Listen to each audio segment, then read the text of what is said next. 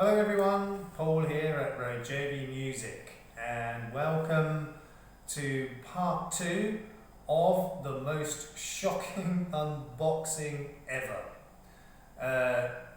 So for those of you who saw the first video on this thing,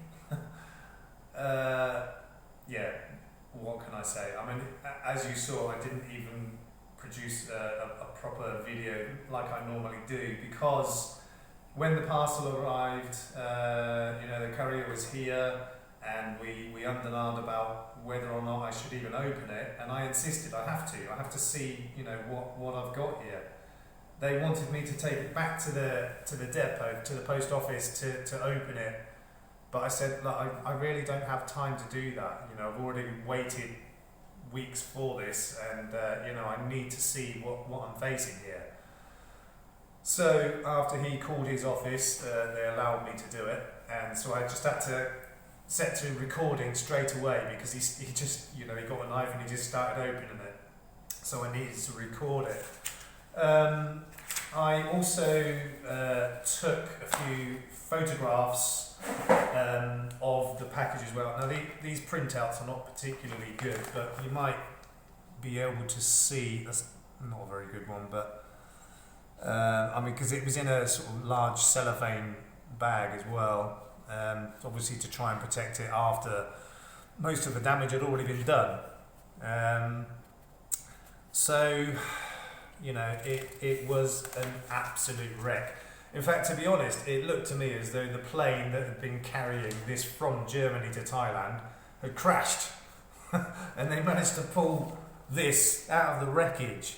Like I said, these printouts are not very good; they're a bit faded.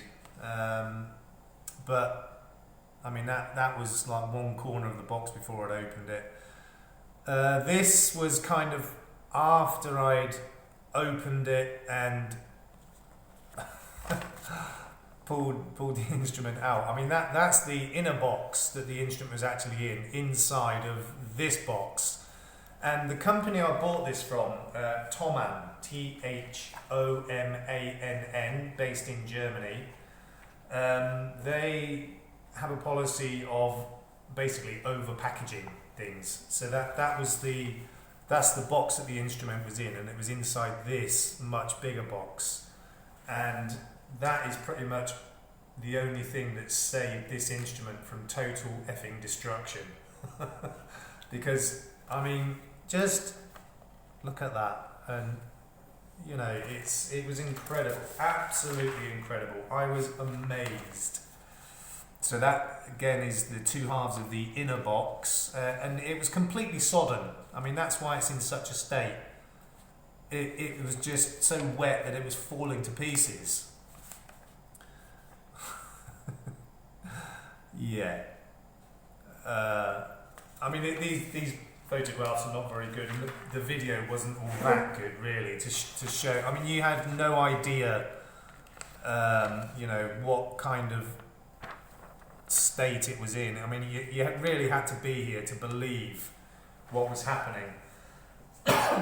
And I mean, I am absolutely astounded that I pulled a delicate musical instrument out of this carnage completely intact.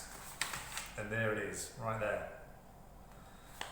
Completely intact. I was absolutely dumbfounded. How on earth could that possibly happen? But like I said, luckily it came out of there unscathed, and I've and like I said, the only thing that saved that from absolute destruction was Thomann's, I think that's how you pronounce it, packaging policy, where they put it in a life-size box and then put it into a much bigger box with lots and lots of packaging.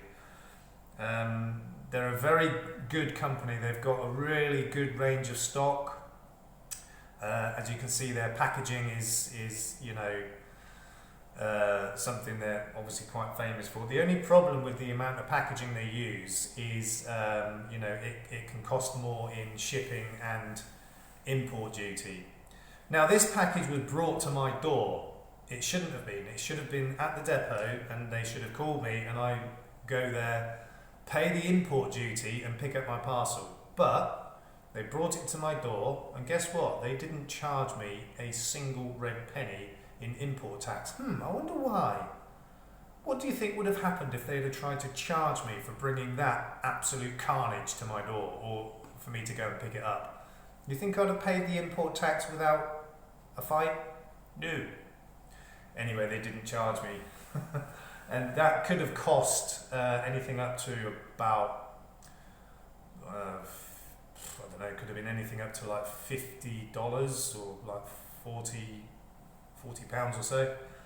I mean, as it is, I paid 125 euros for this instrument, which is about £105. So what's that, $140-ish? And I paid an extra 50 euros, £42 for shipping. Obviously because it came all the way from Germany, and they do, you know, use extra packaging when shipping. So I didn't really mind that. You know, I knew that I'd have to pay quite a bit for shipping, and I knew that, or I thought that I knew that I would have to pay import tax when it arrived here. Didn't have a problem with that really, because, you know, for me, especially being left-handed, it's quite a struggle to find instruments. So sometimes I have to buy them from, you know, from countries far, far away. So I didn't mind so much that I had to pay extra. I mean, I didn't want to, but I didn't mind having to pay that extra to have this instrument here. But like I said, if they'd have tried to charge me import duty on that mess, there would have been swear words. Anyway, it's arrived, it's in good shape, thankfully. So today's video is just to sort of have a look over the instrument, you know, general overview, nothing spectacular, just to have a look over the instrument, see what it is and what it isn't, you know, because it was pretty cheap. I mean, just over 100 quid or about $140, you know, for that is very reasonable. And this one next to it here, that's a baritone ukulele, 30-inch. Now this one's supposed to be 30-inch as well, but you can see it's a fair bit bigger than the baritone, so it's probably a 33-inch or so. I haven't measured it, it doesn't really matter. But it is quite a bit bigger than the baritone, which is the biggest of the normal ukuleles, if you like. You've got soprano, which I don't have a soprano, I don't like them. That one there is a concert, that's a tenor, this is a baritone, and this obviously is the bass. And right there is my electric bass, which I've done a recent video on as well. Okay, so without further ado, let's go and get the instrument and have a look over what it is and what it isn't.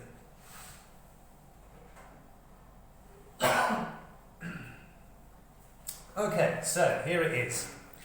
It's give it its full name, hold on, let's put my mic back on. So as I said, it took me a while to find one of these, and I eventually got one, which I'm happy with. So this is a Harley Benton, which is Thoman's own brand, Thomann. Check them out if you want a decent instrument at a decent price. Based in Germany, but I think they have other branches in other countries as well. So it's a Harley Benton Kahuna CLU-LH ukulele bass. Quite a mouthful. I don't know if you'll be able to see the label in there. Yeah, so custom line CLU bass ukulele. LH stands for left hand. So the right hand version is just a Harley Benton Kahuna CLU ukulele bass, or bass ukulele. So quite a cheap instrument, but I have to say I'm pretty chuffed with it, to be honest. So it's a spruce top, mahogany sides, back and neck. It definitely is mahogany. The back and sides are almost certainly going to be laminate, but that's fine. The top, as far as I know, is solid wood. Yes, it is. I can see because the grain of the wood continues in the same pattern through the hole. If it was laminate, you would see basically the layers going across. If you look at the edge of the sound hole, you'll see the layers going across. So that's one way to check if it actually is a solid top. You'll see the grain lines of the wood actually continue their pattern through the sound hole, and from what I can see, it does look as though it's solid wood. So it's quite light in colour. Not over keen with that, but it doesn't matter too much. So spruce top, mahogany back and sides, mahogany neck and headstock. So the tuners are actually the same as the ones on the electric one. So they're not high end, but they're quite good. But I don't know how well you'll see it. Let's just turn that key. So yeah, you can see the gap here is a little bit smaller than the gap here, so that the tuners are on slightly askew, but it really doesn't matter. Yeah, they're slightly askew, but I'm not too bothered about that. They work, and I could alter that, but it would mean having to take the tuners off, fill in the holes, re-drill new holes, and get it all lined up again. It's not a high-end instrument, and no one's going to notice. And I mentioned on the electric one that with some of these types of instruments, the spacing of the slots in the nut isn't correct. I mean, the ones on the electric one, they're perfect. The slot spacings on the nut are perfect. But if you look carefully at this one, although they've cut the slots at equal distances apart, they haven't compensated for the thickness of the string. So you can see the gap here isn't as big as the gap here, and this one possibly even slightly larger again. So the spacing here is fine. Here gets a little bit closer, and here it's a little bit too close really, but as it goes up the fretboard, it kind of evens itself out a bit because it's evenly spaced down here through the bridge. So I mean, I've been playing it a bit, and that doesn't seem to be a problem so far. If it did become a problem, then the only real way I could solve that is to make a new nut. Now that's not difficult for me. I can do that, no problem. But it is quite a job, and you've got to make sure it's 100% accurate. And it's not just a matter of spacing these evenly apart because of the thickness of the strings. So you have to compensate for the thickness of the string. So you have to measure the thickness, halve that, and then, work out. I mean, I can do it. I've already worked it out in my head how to do it anyway. I've got to measure the thickness of each string, halve that, and then incorporate that into the spacing between them. So it's a little bit complicated, but it's not that bad. But I'm only going to do that if it's absolutely necessary. And so far, the little bit that I've been practicing playing, it doesn't seem to be a problem. I do just about notice the difference between this one and the electric one when playing it, because when I'm fretting up here, I've got to be more aware of, I'm quite close to this string if I'm fretting this string, and vice versa. Here, here and here it's not a problem, and this isn't a problem. But like I said, unless that does become an issue, I'm not even going to worry about that. So these strings, same as on the electric, I believe are Aquila Thundergut strings, nice name, and they're very rubbery. So this one is quite slick. It's feels more like plastic or nylon strings. This one kind of the same, but a little bit more rubbery. This one a bit more rubbery, and this one rubbery. But it's fine. Now it's got a built-in tuner and preamp, which has got volume, bass and treble, and a built-in tuner, which seems to be quite accurate. It's pretty good. And there's your battery compartment there. Now, unlike many that I've seen online, bear in mind this is a lefty, this unit is in the correct way round. Quite often you see they're the wrong way round, because obviously they've just been swapped over from a righty, and the people have not thought about how it should go in. Now, the bridge itself is really, really high, as you can see, and that's because unlike the normal ukuleles, you need quite a high action on these. This is probably not even as high as it needs to be, because you do get a little bit of problems with more problems with these with fret buzz, because the strings are so thick. Now, it does have the right angle for the saddle for a left-hander, but this saddle, just like the electric one, is a right-handed saddle, so the compensation on each of these is the wrong way around, which means that the intonation isn't perfect. However, it's not bad, and most bass players, and particularly me, are not going to be playing high up the neck anyway, so it's not really a problem. It's not too bad actually, the intonation. So I have also looked down the neck, the fretboard, because I prefer the fretboard to be as level as possible, but ideally you should have just a slight underbow in the fretboard, and there is one in this already. It has a truss rod. You won't be able to see it, it's up in there. It does have a truss rod, so you can adjust that if necessary, but it seems to be fine as it is. And you can't adjust the string height on these easily. I mean, you could take the saddle out, put a shim under, but bear in mind there's a pickup in there as well, so that could be a bit problematic. But as it is, the action seems okay. The slight underbow in the neck is about right. However, the frets themselves are not fantastic. We've got a little bit of unevenness, particularly around this area. Both sides, we've got a little bit of unevenness with the frets. Do I need to do a fret job? Maybe.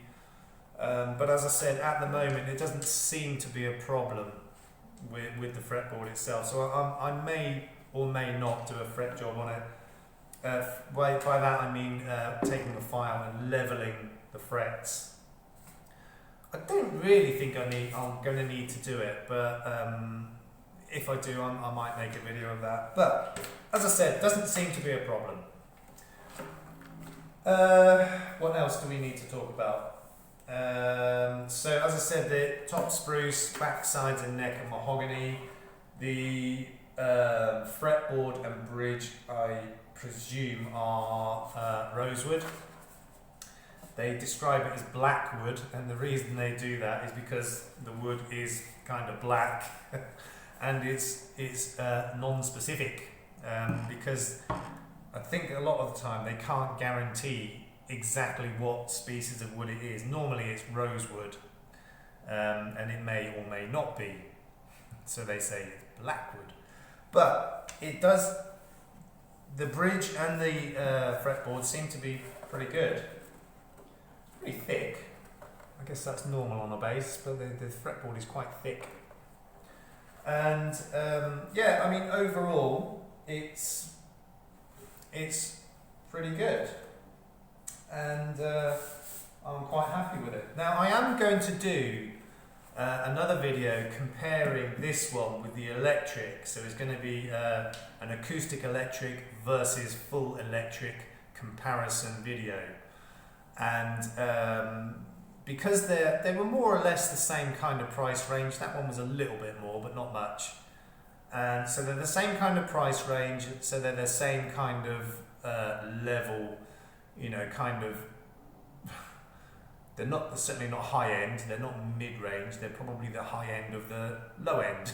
or low range.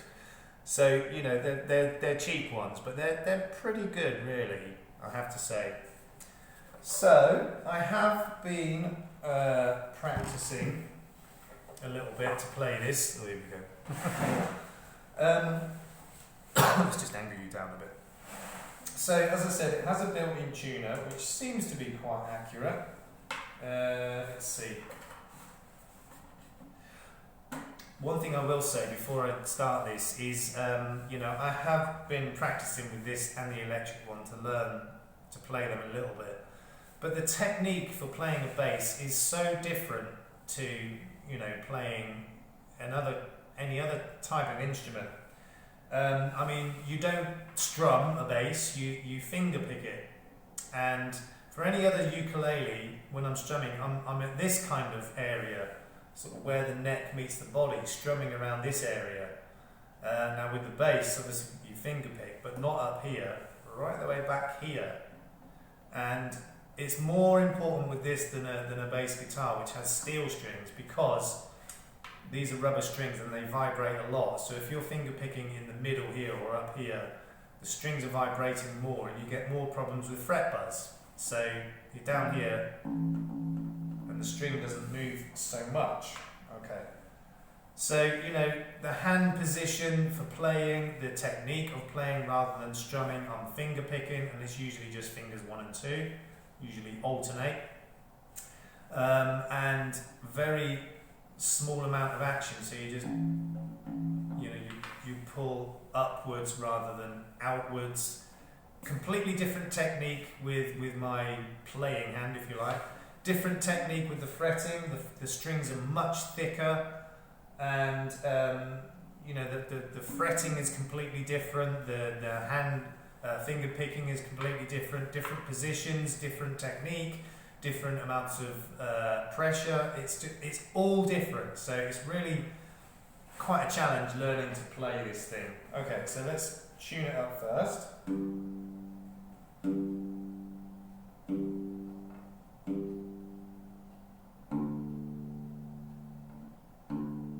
Okay, that seems alright.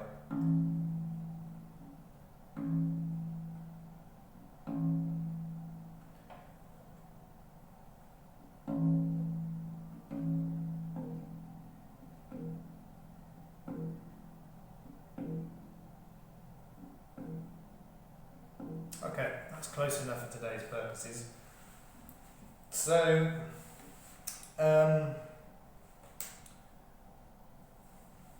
I'm just doing a quick demo in acoustic mode, not going to plug it into an amp. But like I said, all of the techniques to playing this are completely different to playing the normal ukuleles, which I'm used to. So it's like starting from the beginning, learning all over again. So this sound demo is not going to be that good. But just to give you an idea of its sound in full acoustic mode, and obviously I've just got this lapel mic into my phone, so the microphone itself isn't that good, but so I've been just trying to learn and practice a few riffs. So let's see, one of them is this one. I haven't done this since yesterday, so I'm probably going to mess it up. Hold on.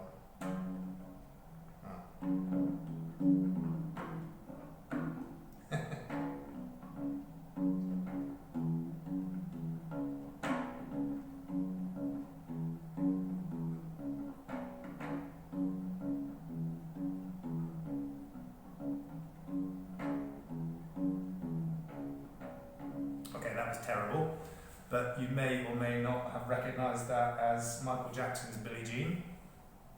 Very poorly done, and you can hear there was a lot of, you know, vibrating noise, because I'm still getting used to the technique as well as actually playing the instrument itself. Now another one I've been sort of practicing, just a very small short piece, is this one.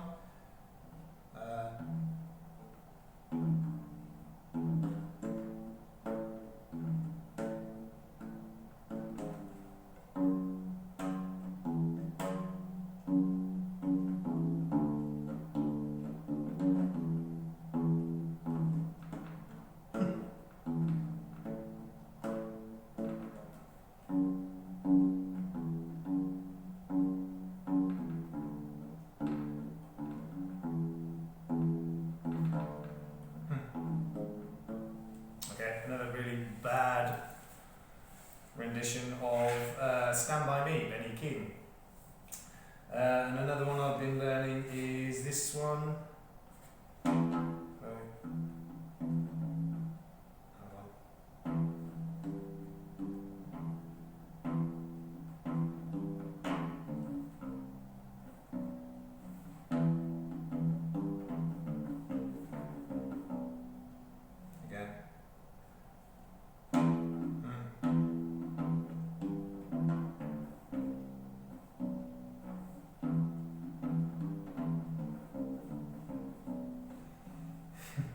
A really bad version of White Stripes.